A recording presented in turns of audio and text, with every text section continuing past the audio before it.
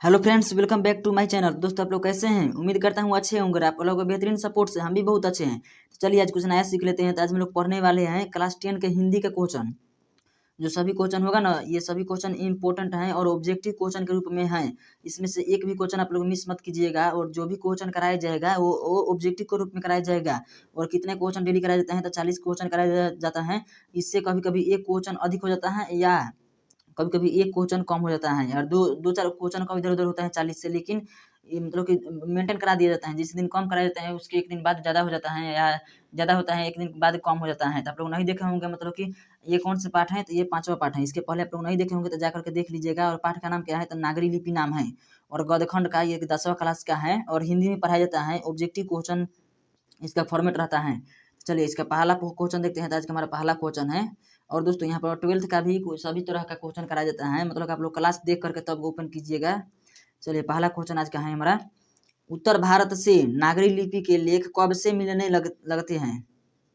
मतलब उत्तर भारत से नागरी लिपि के लेख मतलब कि प्रचलन कब से होने लगा? तो ये 8वीं सदी दिया गया है, पहला ऑप्शन। दूसरा है 6ठी सदी, तीसरा है 9वीं सदी और चौथा है 4थी सदी। तो इसका सही उत्तर हो जाएगा 8वीं सदी। ऑप्शन ए इसका सही उत्तर हो जाएगा। अगला क्वेश्चन है 2 नंबर। तो 2 नंबर क्वेश्चन में बोला गया है, नागरी लिपि के आरंभिक लेख हमें कहाँ से मिले हैं? तो सबसे आरंभिक लेख कहाँ से मिले हैं? तो पहला ऑप्शन है पूर्वी भारत से, कि दूसरा ऑप्शन है पश्चिमी भारत से, तीसरा ऑप्शन है दक्षिणी भारत से और चौथा ऑप्शन है उत्तरी भारत से। तो इसका सही उत्तर क्या हो जाएगा? तो इसका सही उत्तर हो जाएगा दक्षिणी भारत से। तो ऑप्शन सी इसका सही उत्तर हो जाएगा। आप लोग अच्छे से याद कीजिएगा। दोस्तों आप लोग यहाँ तक पहुँच गए हैं ना, तो आप लोग इस चैनल पर जितना भी क्वेश्चन डाला जाता है उन सभी क्वेश्चन को आप लोग देख लीजिएगा। आप यहाँ से बहुत ज़्यादा वो इम्पोर्टेंट क्वेश्चन डाला जाता है, और जो भी इम्पोर्टेंट होगा वह इस चैनल पर डाला जाएगा। तो ये आप लोग ध्यान से देखिएगा। चलिए आगे क्वेश्चन देखते हैं 3 नंबर। देवनागरी लिपि में मुद्रण के टाइप कब बने हैं? देवनागरी लिपि में मुद्रण के टाइप कब बने? तो पहला ऑप्शन है 2 सदी पहले, दूसरा ऑप्शन है 2 दशक पहले, तीसरा है 20वीं सदी में और चौथा है 11वीं सदी में। तो इसका सही उत्तर हो जाएगा 2 दशक पहले। अगला क्वेश्चन है 4 नंबर। 4 नंबर क्वेश्चन में दिया गया है, हिंदी भाषा की लिपि है। तो हिंदी भाषा की लिपि कैसी है? पहला है ब्राह्मी लिपि, दूसरा है रोमन लिपि, तीसरा है देवनागरी लिपि, चौथा है गुरुमुखी लिपि। तो इसका सही उत्तर हो जाएगा देवनागरी लिपि। हिंदी भाषा की लिपि कौन सी है? तो देवनागरी लिपि है हिंदी भाषा की लिपि। अगला क्वेश्चन है 5 नंबर। पहला इस 4 नंबर तो क्वेश्चन आसान था, मतलब हिंदी भाषा की लिपि कौन सी है? तो देवनागरी लिपि है, तो सभी लोग जानते हैं। 5 नंबर क्वेश्चन है, गुणाकर मूल्य का जन्म किस राज्य में हुआ था? तो गुणाकर मूल्य का जन्म किस राज्य में हुआ था? पहला है बिहार में, दूसरा है उत्तर प्रदेश में यानी यूपी, तीसरा ऑप्शन है सी महाराष्ट्र में, चौथा ऑप्शन है मध्य प्रदेश में। तो इनका जन्म कहाँ हुआ था? तो महाराष्ट्र में हुआ था। तो ऑप्शन सी इसका सही उत्तर हो जाएगा। आगे क्वेश्चन है 6 नंबर, गुणाकर मूल्य की आरंभिक शिक्षा किस परिवेश में हुई थी? तो गुणाकर मूल्य की आरंभिक शिक्षा किस परिवेश में हुई थी? पहला ऑप्शन है नगरीय में, दूसरा है ग्रामीण में, तीसरा है उच्च स्तरीय, चौथा है इनमें से कोई नहीं। तो इसका सही उत्तर क्या हो जाएगा? ग्रामीण है। गुणाकर मूल्य की प्रारंभिक शिक्षा जो हुई थी वो उनका मतलब कि क्षेत्र जो शिक्षा का था वो कौन सा था? ग्रामीण था। तो आप लोग इसको ध्यान रखिएगा कि वो भी पहले ग्रामीण में ही पढ़े थे। चलिए आगे देखते हैं क्वेश्चन 7 नंबर। तो 7 नंबर क्वेश्चन पूरा स्लाइड नहीं आ पाएगा। चलिए देख लेते हैं कि पहला ही आंसर दूसरा ही आंसर नहीं ना है। नागरी लिपि के निबंधकार हैं। तो नागरी लिपि के निबंधकार कौन सा है? तो इसका पहला ऑप्शन ही दिया गया है, सही उत्तर गुणाकर मूल्य है। नागरी लिपि के निबंधकार कौन सा है? तो गुणाकर मूल्य है। अगला क्वेश्चन देखते हैं 8 नंबर। तो 8 नंबर तो एक स्लाइड में पूरा आ जाएगा। 8 नंबर क्वेश्चन है, नागरी लिपि गुणाकर मूल्य की किस पुस्तक से लिया गया है? तो नागरी लिपि गुणाकर मूल्य की किस पुस्तक से लिया गया है? तो इसके ऑप्शन सभी देखते हैं। अक्षरों की कहानी से लिया गया है, कि दूसरा ऑप्शन दिया गया है अक्षर कथा से लिया गया है, कि तीसरा ऑप्शन है अक्षर ज्ञान से लिया गया है, चौथा ऑप्शन है भारतीय लिपियों की कहानी है। तो इसका सही उत्तर क्या हो जाएगा? तो इसका सही उत्तर हो जाएगा भारतीय लिपियों की कहानी है। नागरी लिपि जो है गुणाकर मूल्य की जो पुस्तक है किस पुस्तक से लिया गया है? तो की पुस्तक का नाम है भारतीय लिपियों की कहानी। अगला क्वेश्चन है 9 नंबर। तो 9 नंबर में बोला गया है, गुणाकर मूल्य का जन्म कब हुआ था? तो गुणाकर मूल्य का जन्म कब हुआ था? तो इसका ऑप्शन ए सही उत्तर हो जाएगा, कि बी होगा, कि सी होगा, कि डी। ए में दिया गया 1935 में। गुणाकर मूल्य का जन्म 1935 में हुआ था, कि 1835 में हुआ था, कि 1937 में हुआ था, कि 1837 में हुआ था? तो इसका सही उत्तर हो जाएगा 1935 में गुणाकर मूल्य का जन्म हुआ था। अगला क्वेश्चन है 10 नंबर। तो 10 नंबर क्वेश्चन में बोला गया है, गुणाकर मूल्य का जन्म कहाँ पर हुआ था? तो गुणाकर मूल्य का जन्म कहाँ पर हुआ था? तो पहला ऑप्शन है दिल्ली में, दूसरा ऑप्शन है कर्नाटक में, तीसरा ऑप्शन है महाराष्ट्र में, चौथा ऑप्शन है मध्य प्रदेश में। तो गुणाकर मूल्य का जन्म कहाँ पर हुआ था? इसका सही उत्तर हो जाएगा महाराष्ट्र में। ऑप्शन सी इसका सही उत्तर हो जाएगा। गुणाकर मूल्य का जन्म, ये रिपीट हो गया क्वेश्चन, सॉरी उससे कोई बात नहीं है। चलिए देख लीजिए गुणाकर मूल्य की शिक्षा की भाषा क्या थी? तो ये ग्रामीण में तो पढ़े थे हम लोग, इसके पहले देख लिए। अब शिक्षा की भाषा क्या थी? शुरुआती पढ़ाई इनकी ग्रामीण में हुई थी। और शिक्षा की भाषा के ऑप्शन देखते हैं इसका। तो पहला ऑप्शन है हिंदी में, दूसरा ऑप्शन है मराठी में, नीचे अब कट रहा है तो इसको ऊपर कर ले रहे हैं। तो और तीसरा ऑप्शन देखते हैं बंगला में, और चौथा ऑप्शन है गुजराती में। तो मतलब कि इनके शिक्षा की भाषा कौन सी थी?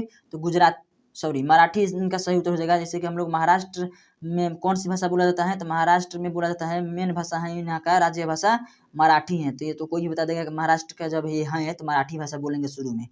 चलिए आगे देखते हैं क्वेश्चन। तो अगला क्वेश्चन है 12 नंबर। 12 नंबर में क्वेश्चन बोला गया है गुणाकर मूल्य का निधन कब हुआ? तो गुणाकर मूल्य का निधन कब हुआ था? तो ये कब जन्म लिए थे? तो 1835 में जन्म लिए थे। और निधन कब हो गया? तो निधन हो गया इनका 2009 में। तो इसका सही उत्तर हो जाएगा 2009। इसको आप लोग ध्यान में रखिएगा। आगे देखते हैं क्वेश्चन। गुणाकर मूल्य 1835 में जन्म लिए थे। 13 नंबर क्वेश्चन है अक्षर कथा किसके द्वारा लिखी गई पुस्तक है? तो अक्षर कथा किसके द्वारा लिखी गई पुस्तक है? तो इसका पहला ऑप्शन है अमरकांत, दूसरा है हजारी प्रसाद द्विवेदी, तीसरा है गुणाकर मूल्य और चौथा है महात्मा गांधी। तो अक्षर कथा जो है ना वो गुणाकर मूल्य के द्वारा लिखा गया पुस्तक है। अगला क्वेश्चन है 14 नंबर। तो 14 नंबर क्वेश्चन बोला गया है यहाँ पर। 14 नंबर क्वेश्चन है मूल्य जी ने मिडिल स्तर पर किस भाषा को पढ़ाया है?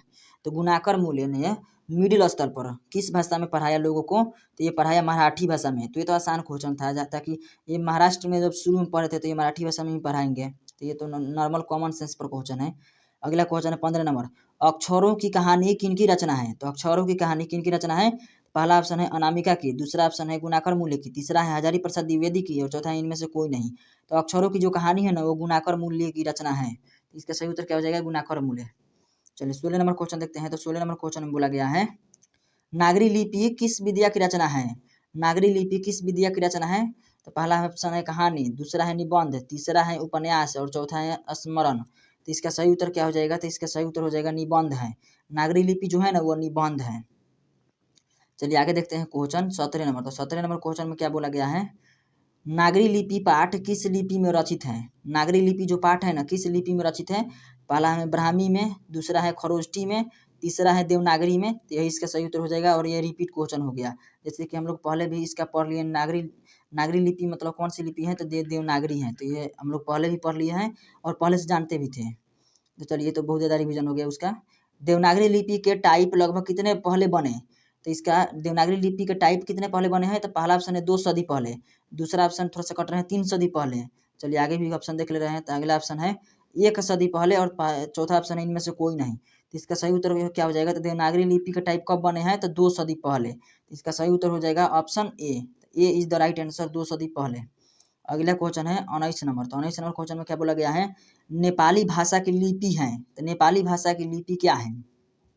तो इसका ऑप्शन देखना पड़ेगा। तो नेपाली पहला ऑप्शन दिया है नेपाली, दूसरा है खसकुरा, तीसरा है नेवारी और चौथा है देवनागरी। तो नेपाली भाषा की भी लिपि क्या है? तो देवनागरी ही है। चलिए 20 नंबर क्वेश्चन देखते हैं। तो 20 नंबर क्वेश्चन में क्या बोला गया है मराठी भाषा की लिपि क्या है? तो मराठी भाषा की लिपि है देवनागरी। दूसरा है, पहले ऑप्शन देखते हैं हम लोग। पहला ऑप्शन दिया है देवनागरी, दूसरा ऑप्शन दिया है मराठी, तीसरा ऑप्शन दिया है ब्राह्मणी और चौथा दिया है ऑप्शन इनमें से कोई नहीं। तो इसका सही उत्तर क्या हो जाएगा? तो मराठी भाषा की लिपि कौन सी है? तो देवनागरी है। तो देवनागरी को आप लोग क्लिक कर दीजिएगा। चलिए 21 नंबर क्वेश्चन देखते हैं। तो 21 नंबर क्वेश्चन है गुणाकर मूल्य मतलब गुणाकर मूल्य ने किस लिपि को प्राचीन नगरी लिपि की वहन की संज्ञा दी है? तो ये किस लिपि को दी है? तो पहला ऑप्शन है गुजराती को दी है, दूसरा ऑप्शन दिया है बांग्ला को, तीसरा ऑप्शन दिया है तमिल को और चौथा ऑप्शन दिया है मलयालम को। तो मतलब कि पहले क्वेश्चन एक बार और देख लीजिए। गुणाकर मूल्य ने किस लिपि को प्राचीन नागरी लिपि की वहन की संज्ञा दी है? तो इसका सही उत्तर हो जाएगा बांग्ला लिपि को। तो बांग्ला इसका सही उत्तर हो जाएगा। 22 नंबर क्वेश्चन है नागरी लिपि के आरंभिक लेख मिले हैं।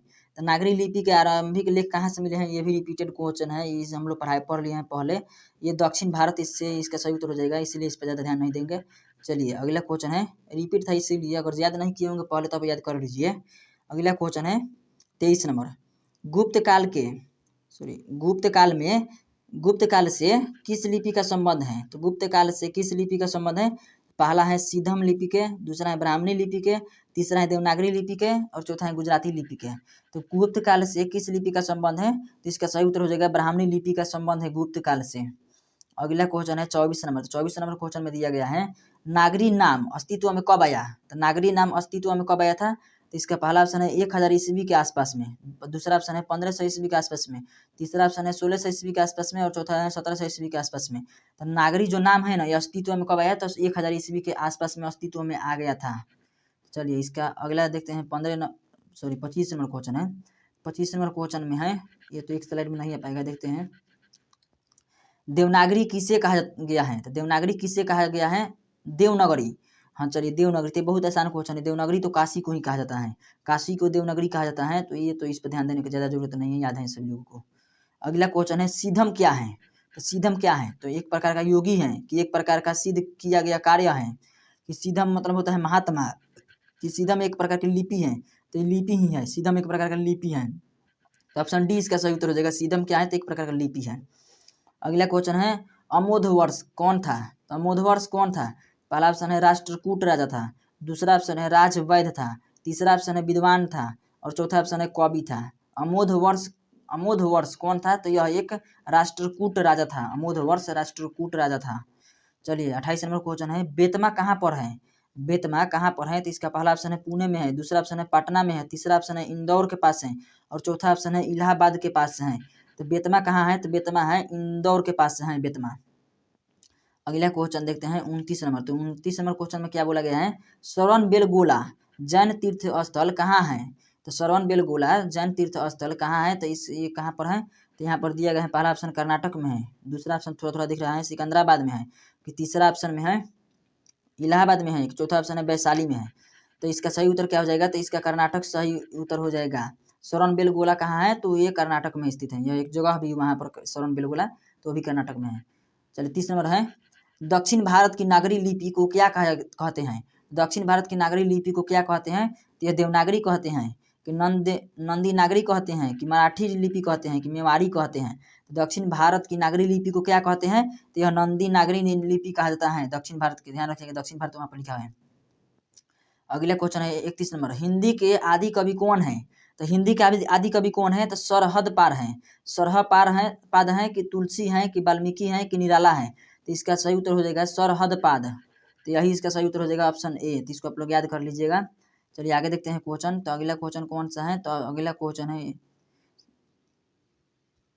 32 नंबर, मिहिर भोज की ग्वालियर प्रशस्ति किस भाषा में है? तो मिहिर भोज की ग्वालियर प्रशस्ति किस भोज में है? तो पहला ऑप्शन है प्राकृतिक में, दूसरा है अपभ्रंश में, तीसरा है संस्कृत में, और चौथा है हिंदी में। इसका ऑप्शन सी होना चाहिए, हिंदी में, संस्कृत में। मिहिर भोज की ग्वालियर प्रशस्ति किस भाषा में है? संस्कृत में। दोस्तों इसमें कन्फ्यूजन था थोड़ा सा, जैसे कि संस्कृत इसका सही उत्तर होना चाहिए, जैसे कि हम अनजात पर बताए हैं, इसलिए याद नहीं था। ऑप्शन सी संस्कृत इसका सही उत्तर हो जाएगा। चलिए आगे देखते हैं क्वेश्चन 33 नंबर, संस्कृत ही होगा उसका सही उत्तर, आप लोग याद कर लीजिएगा। 33 नंबर क्वेश्चन है दक्षिण भारत के पांड्य प्रदेश से किस राजा के पॉलियम ताम्रपत्र मिले हैं? तो दक्षिण भारत के पांड्य प्रदेश से किस राजा के पॉलियम ताम्रपत्र मिले हैं? पहला ऑप्शन है महेंद्रपाल, दूसरा है राजा वरगुण, तीसरा है राजा भोज, और चौथा ऑप्शन क्या है? तो श्री गंग राजा। मतलब इसको आपसे क्वेश्चन पढ़ लेते हैं एक बार। दक्षिण भारत के पांड्य प्रदेश से किस राजा के पॉलियम ताम्रपत्र मिले हैं? तो इसका सही उत्तर हो जाएगा राजा वरगुण।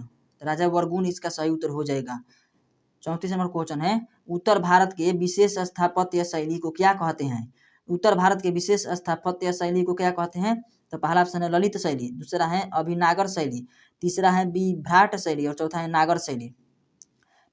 इसका सही उत्तर हो जाएगा, क्या हो जाएगा? तो नागर शैली हो जाएगा। यहाँ पर देखिएगा अभिनागर दिया है, तो ये नहीं होगा, नागर शैली इसका सही उत्तर हो जाएगा। उत्तर भारत के विशेष स्थापत्य शैली को क्या कहते हैं? तो नागर शैली कहते हैं।